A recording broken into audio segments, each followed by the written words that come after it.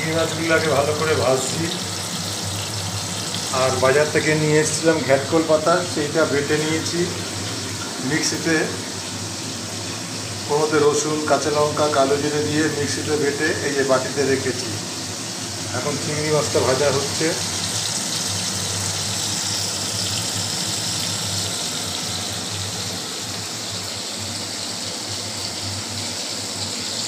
এবার ঘ্যাটকোল পাতাটা ঢেলে দিলাম।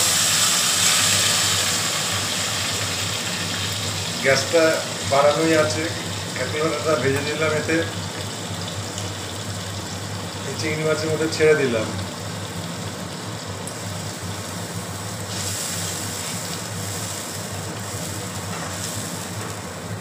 এতে প্রয়োজন মতো নুন, বা আপনারা যদি মনে করেন কেউ ঝাল খাবেন, আমি কাঁচা লঙ্কা দিয়েছি, যদি মনে করেন ঝাল খাবেন ঝালের লঙ্কার গুঁড়ো দিতে পারেন একটু, বা একটু গোলমরিচের গুঁড়ো দিলেও দিতে পারেন। আমি তো এগুলো দেবো। গ্যাসটাকে একটু এবার সিল করে দিয়েছি। এটা ভাজতে ভাজতে একদম টাইট হয়ে যাবে, কালারটাও চেঞ্জ হয়ে যাবে, তখন নামিয়ে নিতে হবে।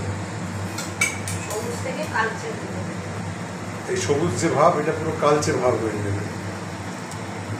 ঠিক আছে।